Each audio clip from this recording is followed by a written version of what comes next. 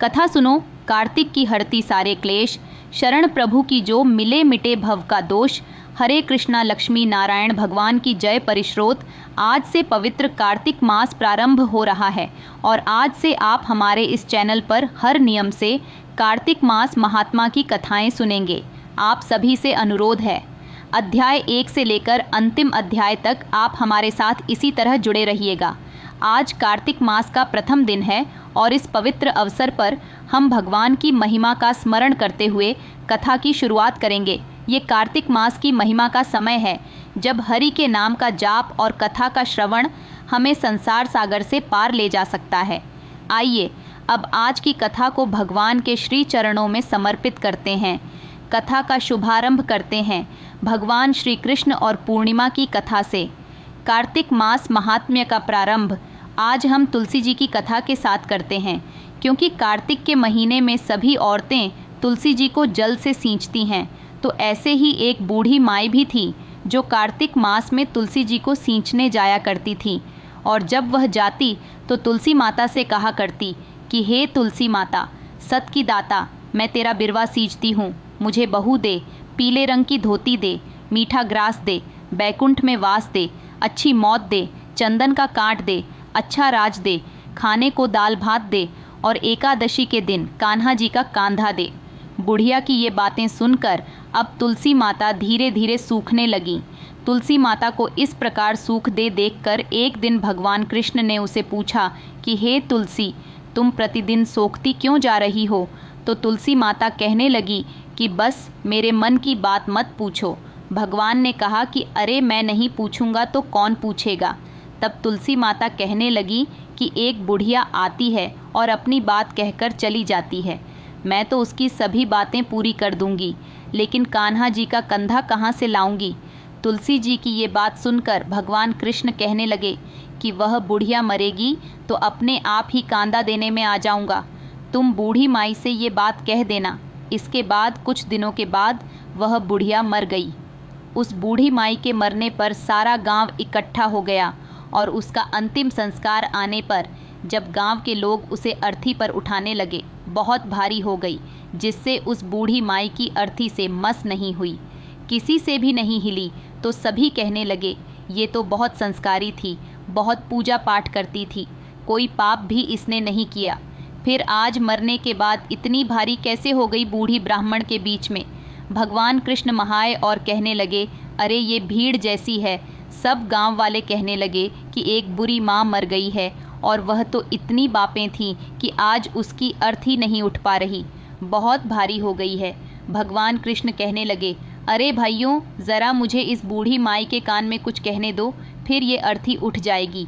भगवान कृष्ण बूढ़ी माई के पास गई और उसके कान में कहने लगे माई, तू अपने मन की कर ले, पीताम्बर की धोती ले, मीठा ग्रास ले, बैकुंठ में बांस ले, चटक की चाल ले, चंदन का काट ले, झालर की झंकार ले, दाल भात को जी और कान्हा जी का कंधा ले।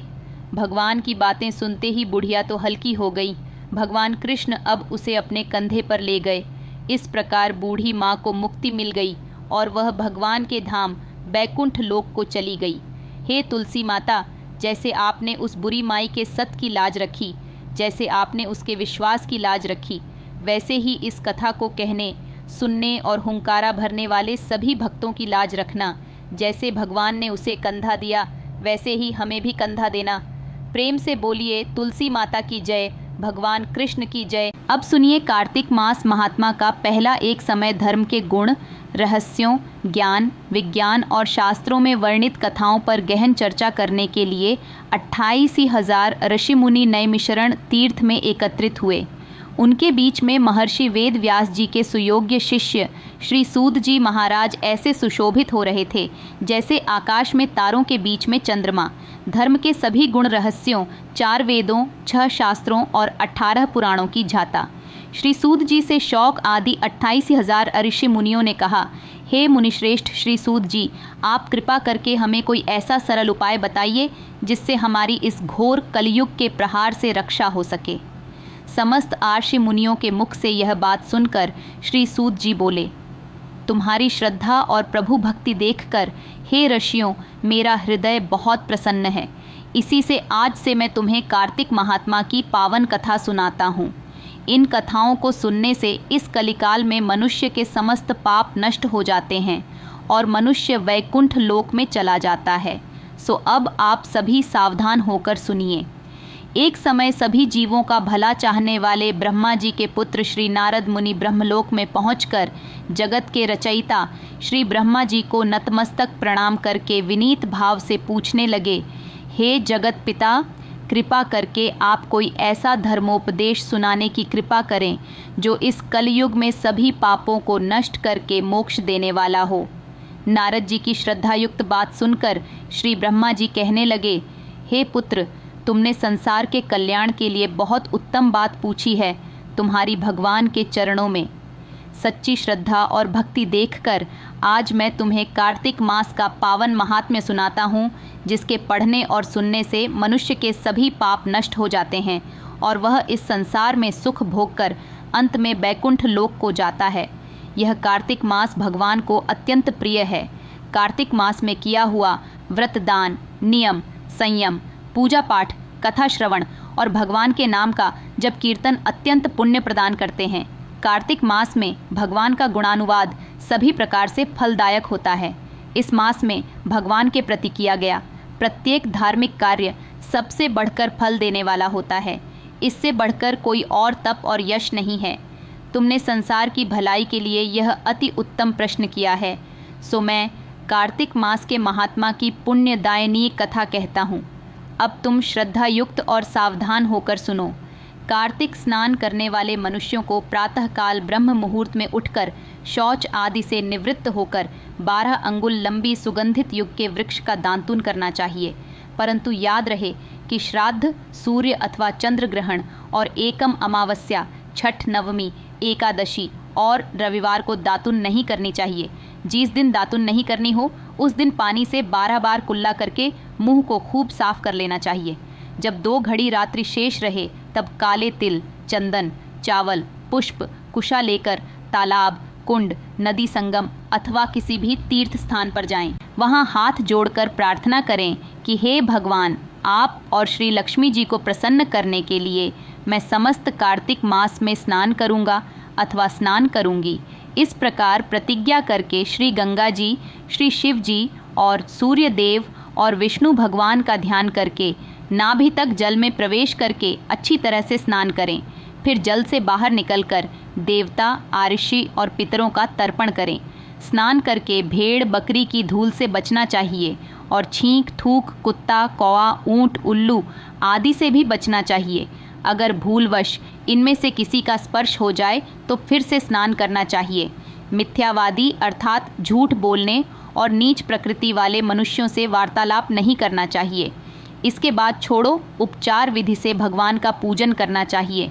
भगवान को जल का अर्घ्य देकर प्रार्थना करनी चाहिए कि हे भगवान, आप श्री राधा जी सहित मेरे इस अर्घ्य को ग्रहण कीजिए।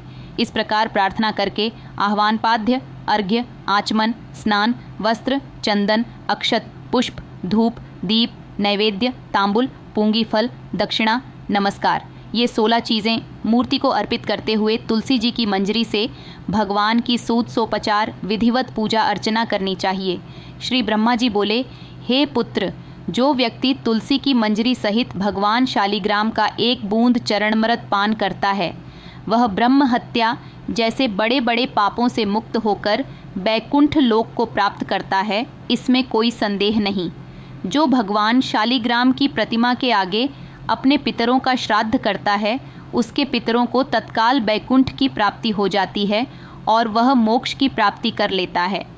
जो भगवान श्री शालिग्राम की मूर्ति दान करता है उसे समस्त पृथ्वी के दान का फल प्राप्त हो जाता है। जो भगवान शालिग्राम की प्रतिमा को भेजता है वे महान कष्ट भोगता है, इसलिए कभी भी श्री शालिग्राम की मूर्ति को बेचना नहीं चाहिए। श्री विष्णु भगवान का पूजन शंख के जल से करना चाहिए। श्री शिव जी का पूजन बेल पत्रों से, सूर्य का, तुलसी जी से गणेश जी का पूजन, धतूरे के फूलों से श्री विष्णु का पूजन, कमल के फूलों से और श्री महालक्ष्मी जी का पूजन मालती या फिर चंपा के फूलों से करके प्राणी परम पद को प्राप्त कर लेता है। परंतु जो भगवान को परंपरा तुलसी से भगवान शालिग्राम की पूजा करता है उसकी महिमा का वर्णन तो कोई भी नहीं कर सकता। इस प्रकार पूजा करने वाला भक्त जन्म उन्मरण के अपार कष्ट से मुक्त हो जाता है। जिसकी मृत्यु तुलसी माला धारण किए हुए होती है वह जीव बिना किसी रोक टोक के सीधा वैकुंठ धाम को चला जाता है। जो तुलसी जी की छाया में अपने पितरों का श्राद्ध करता है उसके पितरों की अक्षय तृप्ति हो जाती है। तुलसी जी का सिंचन अर्थात तुलसी जी में जल गंगा, यमुना और नर्मदा में स्नान के समान होता है। तुलसी जी का पौधा उगाने और सींचने से तथा उसका नृत्य स्पर्श करने से मनुष्य के मन, वचन और कर्म तीनों प्रकार के पाप और ताप नष्ट हो जाते हैं।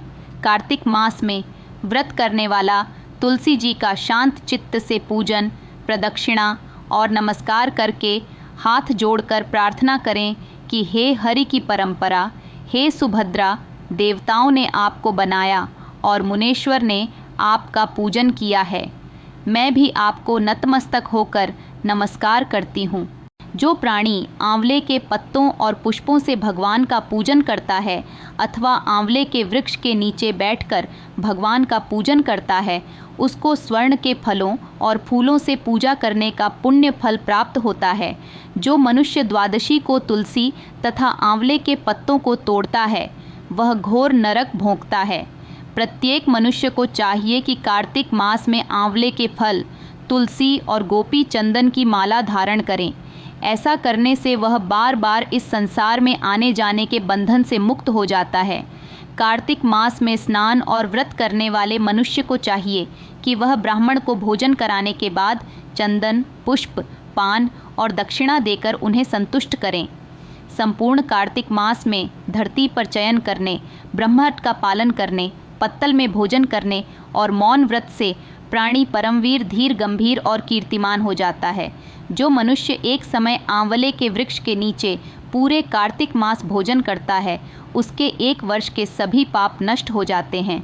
व्रत करने वाले भक्तों को शहद, कांजी, दाल, तेल, कच्चा भोजन, दूसरे का अन्न और कोई भी तामसी अथवा बुरे नामों वाला भोजन नहीं करना चाहिए। रविवार को आंवला खाना वर्जित है। देव, गौ, वेद तथा दूसरों की निंदा भी कार्तिक मास की पूजा करने वाले भक्तों को नहीं करनी चाहिए। अंडे, मांस इत्यादि का सेवन तो क्या ध्यान में भी नहीं लाना चाहिए। मिट्टी में उत्पन्न हुआ नमक, मसूर, बासी भोजन, तांबे के पात्र में डाला हुआ दूध इत्यादि ये सब मांस के समान ही माने जाते हैं, इसलिए इनका भी प्रयोग नहीं करना चाहिए। केवल अपने लिए ही बनाया हुआ भोजन भी मांस के समान होता है, इसलिए किसी दूसरे को भोजन कराने के बाद ही स्वयं भोजन करना चाहिए। लहसुन, प्याज, फूल गोभी, गाजर, जंगली घिया, बैंगन, पेठा और दोबारा पकाया हुआ भोजन व्रती को नहीं खाना चाहिए। रजस्वला स्त्री मलेक, पतित और पाखंडी आदि से भूल कर भी बातचीत नहीं करनी चाहिए। एकम को बैठा, दूज को बैंगन, तीज को गोभी का फूल, चौथ को मूली, पंचमी को बेलफल, छठ को कलिंदा, सप्तमी को आंवला, अष्टमी को नारियल, नवमी को जंगली किया, दशमी को परमल, एकादशी को बेर, द्वादशी को मशहूर, त्रयोदशी को पान, चतुर्दशी, अमावस्या और पूर्णमासी को किसी भी फली का साथ भूलकर भी नहीं खाना चाहिए।